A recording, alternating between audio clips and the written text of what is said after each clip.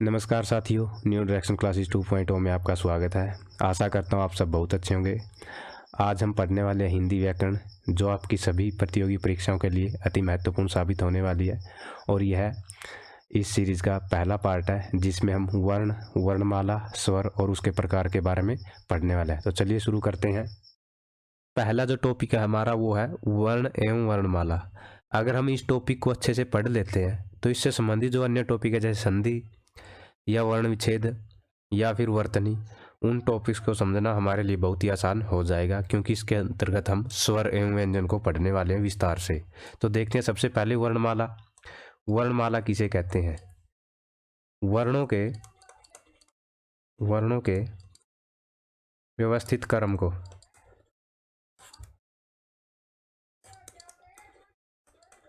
वर्णमाला कहते हैं। और कहीं कहीं कुछ किताबों में ऐसे भी दिया होता है कि किसी भाषा के सभी वर्णों के समूह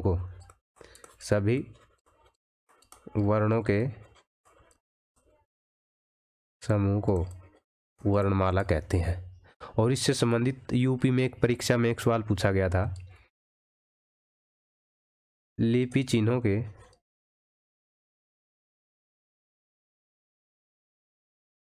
व्यवस्थित क्रम को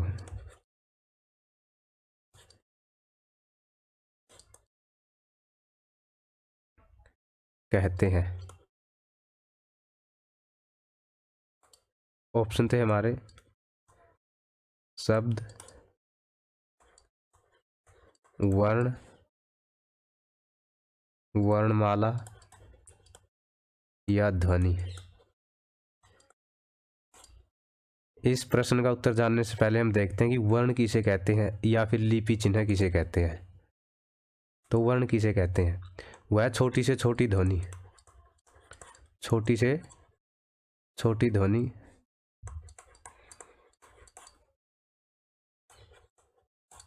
जिसके टुकड़े नहीं किए जा सकते, जिसके टुकड़े नहीं किए जा सकते।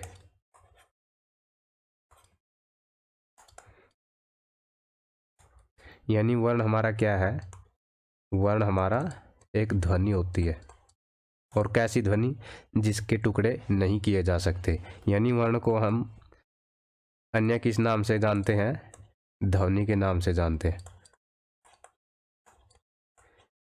ध्वनि के नाम से जानते हैं। और वर्ण और ध्वनि में क्या अंतर है फिर? तो वर्ण होता है साथियों ध्वनि का लिखित रूप। ध्वनि का लिखित रूप, यानी ध्वनि के लिखित रूप को हम क्या कहते हैं? वर्ण कहते हैं। और ध्वनि क्या होती है? यह होती है वर्ण का मौखिक रूप। यानी वर्ण के मौखिक रूप तो हम क्या कहते हैं? ध्वनि कहते हैं।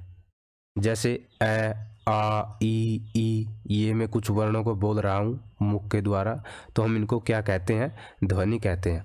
और यदि मैं इन्हीं को लिखकर दिखाऊं, जैसे अ, आ, ई, तो ये क्या होगा? हमारा लिखित रूप है। तो इसी को हम क्या कहेंगे? वर्ण कहेंगे। और इसी लिखने की शैली को, लिखने की शैली को क्या कहते हैं? लिपि कहते हैं। क्या कहते हैं? लिखने की जो शैली है उसको क्या कहते हैं? लिपि कहते हैं। और ये जो जो मैंने लिखा है अ, आ, ई, ये क्या हमारे लिपि के चिन्ह, क्या है? लिपि के चिन्ह। और इसको क्या कहते हैं हम? लिपि चिन्ह। इन्हें क्या कहते हैं हम? लिपि चिन्ह। यानी वर्ण का अन्य नाम क्या हुआ? लिपि चिन्ह। ठीक है, ये अ, आ, ये क्या हमारे वर्ण है। और इन्हीं को हम सिंबल कहते हैं, चिन्ह कहते हैं। और इसके लिखने के जो तरीके को क्या कहते हैं हम? लिपि कहते हैं। तो ये हमारे क्या हुए? लिपि चिन्ह। यानी यही हमारे क्या है? वर्ण है। तो इस प्रश्न का उत्तर क्या हमारा? लिपि चिन्हों के व्यवस्थित क्रम। यानी लिपि चिन्ह मतलब वर्णों के व्यवस्थित क्रम को क्या कहते हैं? वर्णमाला कहते हैं। और अगर हम बात करें हमारी हिंदी भाषा की जो लिपि है उसका क्या नाम है? हिंदी भाषा की लिपि का नाम है देवनागरी। देवनागरी लिपि। अब हम देखते हैं वर्णों के प्रकार। तो वर्णों में कितने प्रकार होते हैं? तो साथियों इनके दो प्रकार होते हैं, स्वर और व्यंजन। और कुछ किताबों में इसके 3 प्रकार दिए होते हैं। जो तीसरा प्रकार है वो अयोग वाह। तो इसके बारे में हम पढ़ेंगे स्वर के बाद, क्योंकि यह स्वर के बाद और व्यंजन से पहले आता है। क्या यह इसका प्रकार होता है, इसके बारे में हम देखेंगे। योग अयोग वाह क्या होते हैं, पहले हम पढ़ेंगे स्वर के बारे में। तो स्वर किसे कहते हैं? तो साथियों यह स्वतंत्र रूप से बोले जाने वाले वर्णों को स्वर कहते हैं। स्वतंत्र रूप से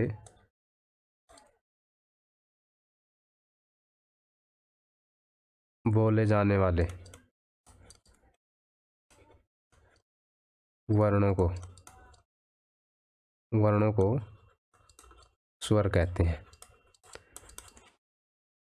और अगर हम बात करें इनकी संख्या की यानी स्वरों में कितनी संख्या होती है, तो इनकी कुल संख्या होती है 13। और इसमें क्या क्या आता है?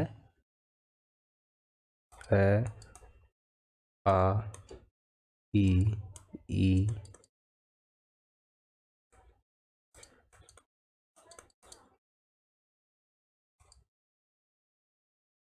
ओ, औ, अंग और अ। पिछले जो हमारे 2 स्वर है अंग और अ, यही क्या होते हैं? हमारे अयोग वाह। इनके साथ इनकी कुल संख्या यानी कुल संख्या कितनी होती है? 13। अगर पूछ ले कि स्वरों की संख्या, इन दोनों को छोड़कर कितनी होगी? हमारी 11 होती है। ठीक है, ध्यान रखना इस बात का। अगर आपसे पूछा जाए कि कुल संख्या कितनी होती है, स्वरों की कुल संख्या, तो कुल संख्या पूछा जाए तो वो होती है हमारी 13। अगर स्वरों की संख्या पूछा जाए, केवल स्वरों की संख्या, वो होती है हमारी कितनी? 11। इस बात का आप ध्यान रखना। 2 क्या होते हैं इसमें? अयोग वाह होते हैं। अब हम बात करते हैं स्वरों की मात्रा के बारे में। स्वरों की मात्रा। तो साथियों मात्रा के आधार पर स्वरों की कितनी संख्या होती है? मात्रा के आधार पर इनकी संख्या कितनी होती है? स्वरों की संख्या 2 होती है।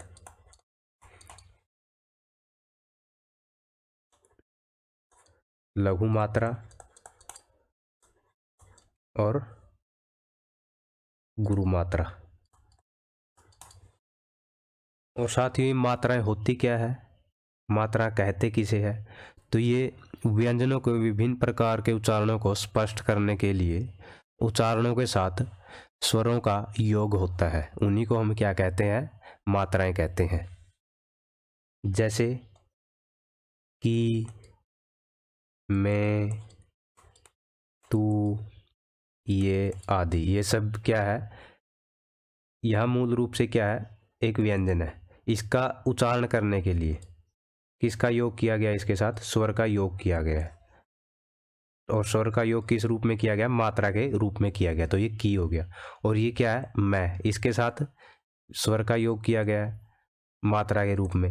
तो इस प्रकार स्वरों के उच्चारण के लिए व्यंजनों के विभिन्न उच्चारणों के लिए स्वर का योग ही क्या कहलाता है? मात्रा कहलाता है। तो देखते हैं मात्राओं के बारे में, कौन कौन सी मात्राएं स्वरों की होती है। तो ये हमारे स्वर एवं उनकी मात्राएं।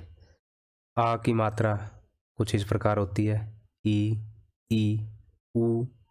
और ये हमारी ऊ की मात्रा यानी बड़ा ऊ की मात्रा। और री, ए, आई, ओ, औ, ये अंक की मात्रा। ठीक है, तो अंक की हमारी 2 मात्राएं होती है। जो ये चंद्र बिंदु होता है, इसको हम चंद्र बिंदु कहते हैं, जो हिंदी में यूज होता है। और ये संस्कृत में इसका प्रयोग होता है। और ये हमारा विसर्ग है यानी अंग है, ये इसकी मात्रा होती है। और इनसे संबंधित कुछ अन्य बातों को आप ध्यान में रखेंगे, जैसे कुछ मात्राएं जो वर्ण के पीछे लगती है। नंबर 1, वर्ण के पीछे लगने वाली मात्राएं।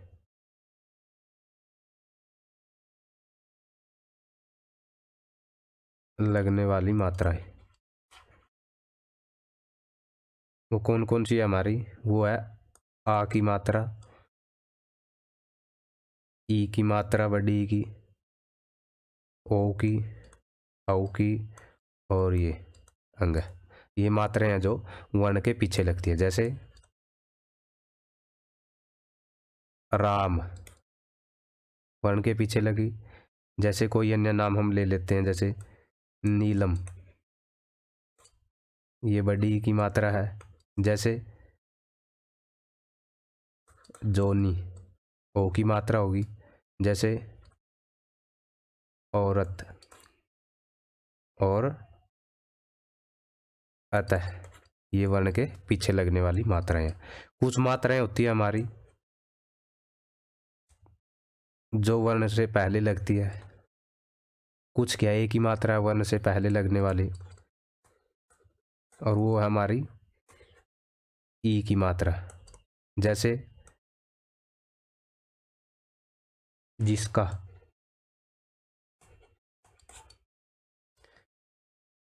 या सीरा, तो ये वर्ण से पहले लगते हैं। और कुछ मात्राएं जो वर्ण के नीचे लगती है, वर्ण के नीचे लगने वाली मात्राएं, वो हमारी छोटा ऊ की मात्रा, बड़ा ऊ की मात्रा और री की मात्रा। जैसे सुंदर,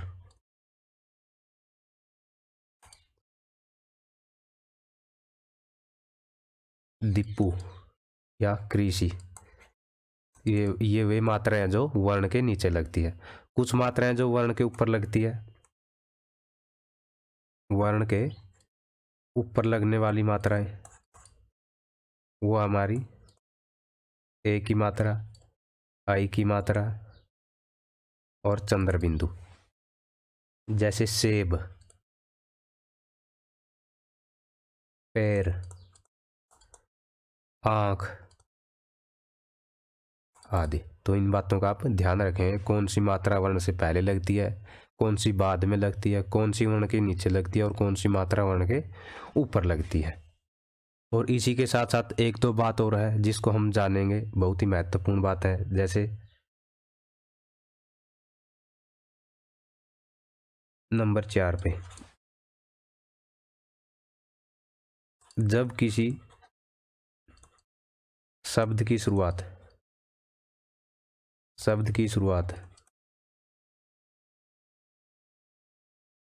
शुरुआत स्वर से हो, किससे हो? स्वर से हो, तो वह अपने वास्तविक रूप में आता है। वास्तविक रूप में आता है। जैसे आम, इस शब्द की शुरुआत किससे हुई है? स्वर से हुई है, तो यह अपने वास्तविक रूप में आया हुआ है। इमली,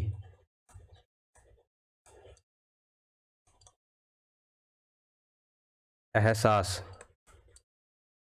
ठीक है। इन शब्दों की शुरुआत स्वर से हुई है और ये अपने वास्तविक रूप में आया है, न कि मात्रा के रूप में। और आगे देखते हैं, जब किसी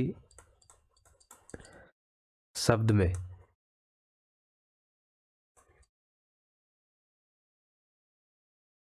किसी व्यंजन के साथ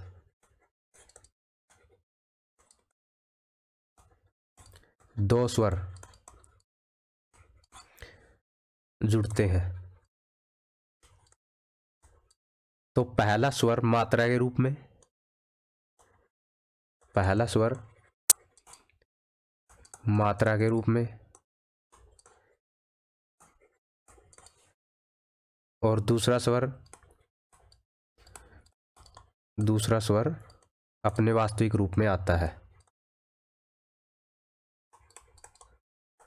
वास्तविक रूप में आता है। जैसे शुरुआत,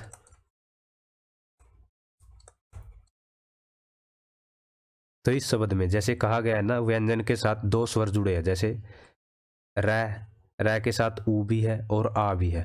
तो इसमें जो पहला स्वर है यानी ऊ, वह मात्रा के रूप में आया हुआ है, और जो दूसरा स्वर है यानी आ, वह अपने वास्तविक रूप में। हम इसको ऐसे थोड़े लिख सकते हैं शुरुआत, तो ये तो हमारा गलत हो गया। तो इसमें दो व्यंजन है, सॉरी स्वर है। जो पहला स्वर है वो हमारा मात्रा के रूप में आएगा, और दूसरा स्वर है जो अपने वास्तविक रूप में आएगा। और अगर हम इसको तोड़कर देखें शब्द को, जैसे स प्लस ऊ प्लस रे प्लस ऊ प्लस आ प्लस त प्लस ए, तो इसमें देखते हैं, देखो स के साथ ऊ और रै के साथ ऊ, रू, ठीक है, और वही तय के साथ ए आया हुआ है। तो ये क्या हमारा, ये हमारा स्वतंत्र है, तो ये अपने वास्तविक रूप में ही आएगा, ठीक है। या दूसरा शब्द देख लेते हैं हम, गुंजाइश, ठीक है। तो इसमें जो आ का, आ की जो मात्रा है वह जय के साथ आई हुई है, और जो ई है वो स्वतंत्र रूप से आया हुआ है हमारा अपने वास्तविक रूप में, ठीक है। तो ये कुछ बातें थी जो आपको ध्यान में रखनी है। तो अब हम देखते हैं स्वरों का वर्गीकरण। तो साथियों, विद्वान लोगों ने स्वरों का जो वर्गीकरण है कई प्रकार से किया हुआ है, जैसे उत्पत्ति के आधार पर, उत्पत्ति के आधार पर, या उच्चारण के आधार पर, उच्चारण काल के आधार पर,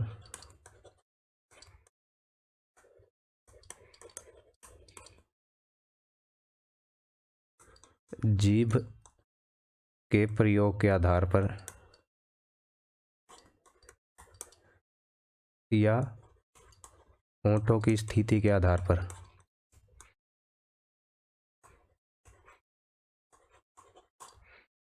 के आधार पर,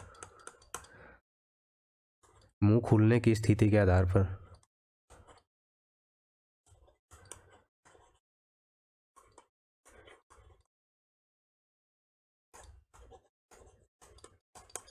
ठीक है। तो कुछ इतने प्रकार से विद्वानों ने इसका स्वरों का वर्गीकरण किया हुआ है। हम एक एक करके इनके बारे में पढ़ने का प्रयास करेंगे। सबसे पहले हम पढ़ेंगे उत्पत्ति के आधार पर स्वरों का वर्गीकरण।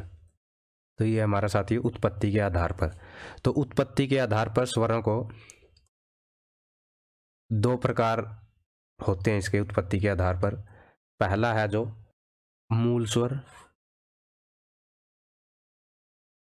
मूल स्वर या इसको हम लघु स्वर भी बोल सकते हैं, या हर्ष स्वर।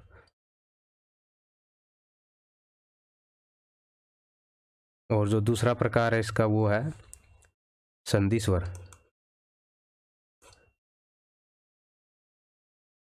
या हम इसको दीर्घ या गुरु स्वर भी कह सकते हैं।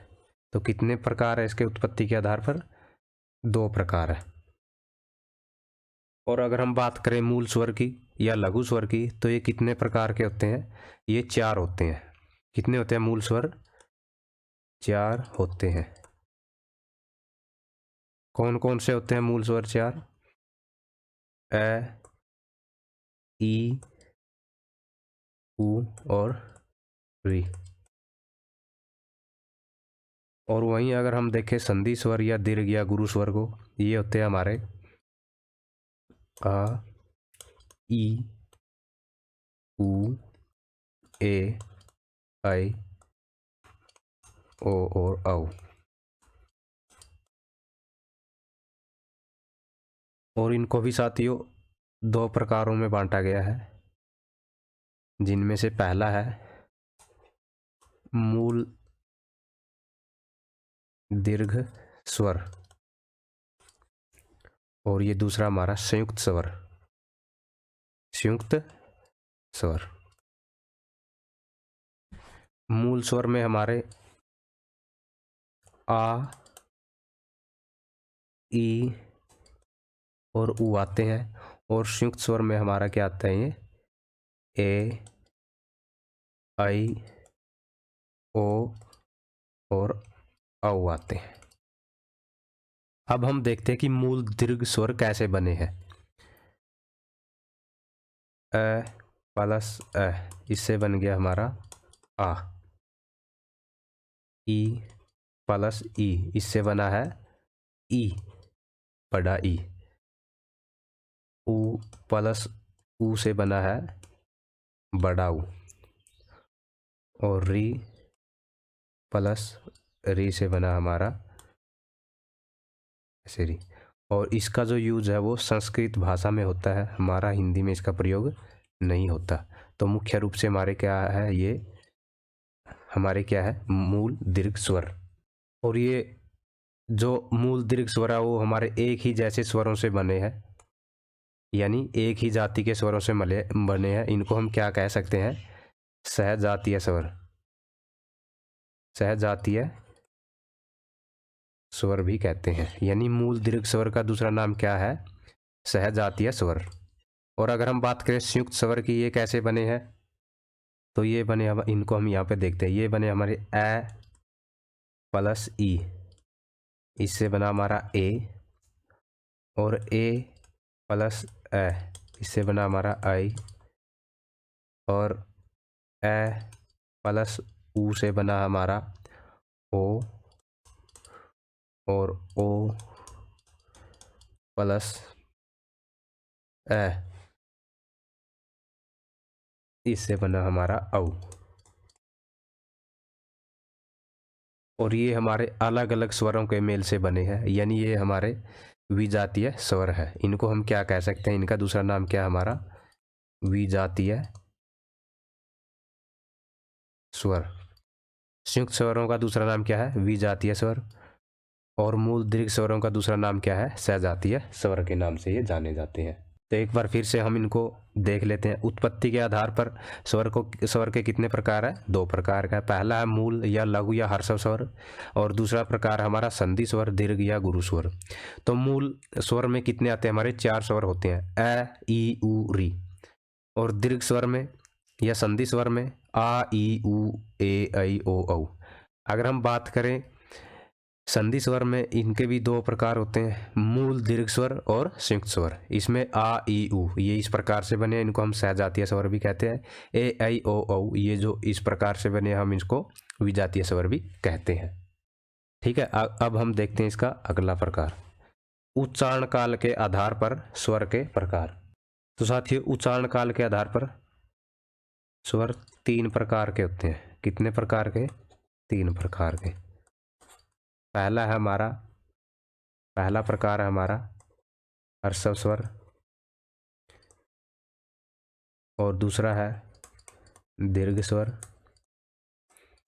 और तीसरा है प्लुत स्वर। अगर हम बात करें हर्षव स्वर की, तो जिन स्वरों के उच्चारण में कम समय लगता हो, कम समय लगता हो, उनको क्या कहते हैं, हम हर्षव स्वर कहते हैं।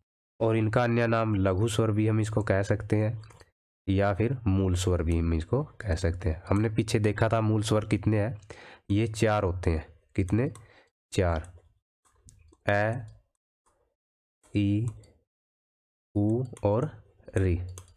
अगर हम बात करें दीर्घ स्वर की, तो जिन स्वरों के उच्चारण में लघु स्वर से 2 गुना समय लगे, इनसे दुगुना समय लगे, लघु स्वर से 2 गुना समय लगे, और इनको हम गुरु स्वर भी कह सकते हैं, पीछे हमने पढ़ा था। और ये होते हैं हमारे आ, ई, उ, ए, ऐ, ओ, औ। और अगर हम बात करें प्लुत स्वर की, इनके उच्चारण में दीर्घ स्वरों से भी ज़्यादा समय, यानी सबसे ज़्यादा समय, सबसे ज़्यादा समय लगता है।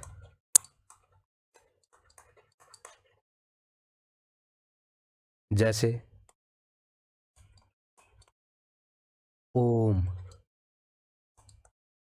ठीक है। और आमतौर पर हम इनका प्रयोग करते हैं जैसे कोई व्यक्ति दूर खड़ा है उसको पुकारने के लिए, जैसे सोहन को हम अगर हम पुकारना चाहते हैं, इसको इस सिंबल से दिखाते हैं ऐसे, अगर आपने कहीं देखा हो। जैसे मैं किसी को पुकार रहा हूँ, सोहन को पुकार रहा हूँ मैं, ऐसे लिख देते हैं हम उसको, सोहन या मोहन।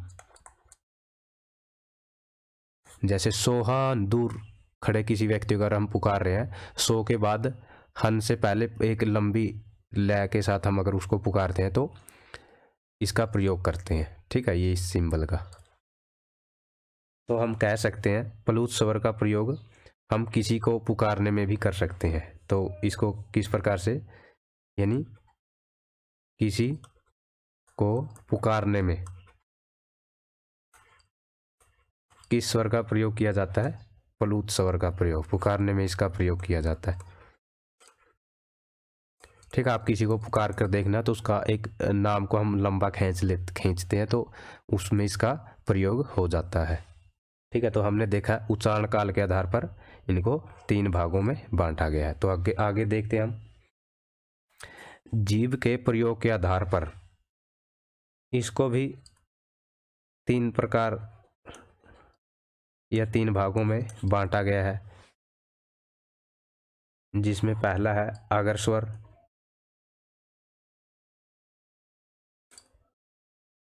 और मध्य स्वर, और तीसरा हमारा पश्च स्वर। नाम से ही पता चलता है आगर स्वर का मतलब क्या है, जिन स्वरों के उच्चारण में जीभ का अग्र भाग काम करता है। जीभ का अग्र मतलब अगला भाग, अगला भाग काम करता है, जैसे अगर ये हमारी जीभ है मान के चलते हैं, ठीक है, अगर इसका अगला भाग काम करे, ठीक है, तो ये हमारा अगर स्वर के अंतर्गत आता है। और ये अगर मध्य भाग इसका काम करे तो मध्य स्वर। और जो स्वरों का उच्चारण जीभ के पिछले भाग से होता है उसको हम पश्च स्वर कहते हैं। जैसे इसमें ई, री, ए, आई, अगर आप अकेले बैठे हैं तो इनका उच्चारण करके देख सकते हैं, तो इनमें जीभ का अगला भाग ही काम करता है, ई, री, ए, आई। अगर हम मध्य स्वर की बात करें तो इसमें जीभ का मध्य भाग काम करता है, और इसमें क्या आता है हमारा अ। अगर हम अ को बोलते हैं तो जीभ का मध्य भाग काम करता है। अगर हम बात करें पश्च स्वर की तो इसमें जीभ का पिछला भाग काम करता है। और इसमें कौन कौन से स्वर शामिल है, आ, उ, ओ, औ। तो ये वे स्वर है जो जिनमें जीभ का पिछला भाग काम करता है। तो आगे देखते हैं हम, होठों की स्थिति के आधार पर स्वर के जो प्रकार है वो 2 प्रकार है। कितने प्रकार है, 2 प्रकार, यानी 2 भागों में इसको बांटा गया। एक है हमारा आवृतमुखी स्वर, आवृतमुखी स्वर, और दूसरा है हमारा वृत्तमुखी स्वर। हम पहले वृत्तमुखी स्वर को देख लेते हैं। इसमें क्या होता है, जिन स्वरों के उच्चारण में होंठ वृत्तमुख, यानी वृत्त का मतलब गोलाकार, इनके उच्चारण में जो होंठ है हमारे वृत्तमुख या गोलाकार होते हैं, तो उन्हें क्या कहते हैं, वृत्तमुखी स्वर। जैसे आप बोलकर देखना ऊ, तो हमारे होंठ वृत्तमुखी हो जाते हैं, गोलाकार। ऊ, ओ, औ। तो ये वो स्वर है जो वृत्तमुखी स्वर के अंतर्गत आते हैं। और अगर हम बात करें आवृत्तमुखी, मतलब जिनके उच्चारण में जो हमारे होंठ है वृत्तमुखी या गोलाकार न हो, यानी इनके उच्चारण में हमारे जो होंठ है वृत्तमुखी या गोलाकार न होते हो। जैसे ए, आ, अगर आप इनका उच्चारण करते तो हमारे जो होंठ है वो गोलाकार नहीं होते। आप उच्चारण करके देख सकते हैं। ई, री, ए और आई। ठीक है, तो ये हमारे स्वरों का वर्गीकरण हमने देखा है। तो इससे संबंधित एक और महत्वपूर्ण हमारी बात रहती है, उसको भी देख लेते हैं। स्वरों का उच्चारण स्थान, ये हमारे वर्ण है, ये हमारे वर्ग हो गए और ये इनका उच्चारण स्थान। यानी अ और आ का, अ और आ किस वर्ग में आते हैं, आपसे क्वेश्चन पूछ, ये बहुत ही महत्वपूर्ण आपका जो ये चार्ट है। तो इस चार्ट से बहुत ज़्यादा सवाल बन सकते हैं। जैसे अ और आ किस वर्ग से है, तो ये है कंठ्य वर्ग से, और इनका उच्चारण स्थान क्या है, कंठ से होता है इनका उच्चारण स्थान। किससे, अ आ। अगर आप बोल के देखें तो हमारे कंठ से इनका उच्चारण स्थान होता है। और वहीं अगर हम बात करें ई और ई वर्ण की, तो इनका जो वर्ग है कौन सा, तालव्य। कौन सा वर्ण है, वर्ग है, सॉरी, तालव्य वर्ण। और इनका उच्चारण स्थान कहाँ से होता है, तालु से। उ, इनका वर्ग है ओष्ठ्य, और इनका उच्चारण स्थान क्या है, होठों से। री का मूर्धन्य, मूर्धा से इनका उच्चारण स्थान है। ए आई का कंठ तालव्य, यानी कंठ और तालु से। ए और आई अगर हम इनका उच्चारण करके आप कभी भी देखना, अगर आपको समय लगे तो कंठ। और हमारी जो हिंदी है बहुत ही वैज्ञानिक है, तो जो ये इनका उच्चारण स्थान है, जो इनका वर्ग है, सब बिल्कुल ही वैज्ञानिक तरीके से बोलकर अगर आप देखोगे तो आपको पता चलेगा वाकई में ये ऐसे ही है। ठीक है, ओ औ, तो इनका जो वर्ग है वो है कंठोष्ठ, यानी कंठ और होष्ठ से। तो ये हमारे स्वरों का उच्चारण स्थान है। तो आशा करता हूँ आपको थोड़ा बहुत समझ में आया होगा। तो ये हमारी पहली वीडियो थी स्वर से संबंधित। अगली वीडियो में हम पढ़ेंगे व्यंजन के बारे में, कंप्लीट व्यंजन के बारे में। ठीक है, तब तक के लिए पढ़ते रहिए। जय हिंद।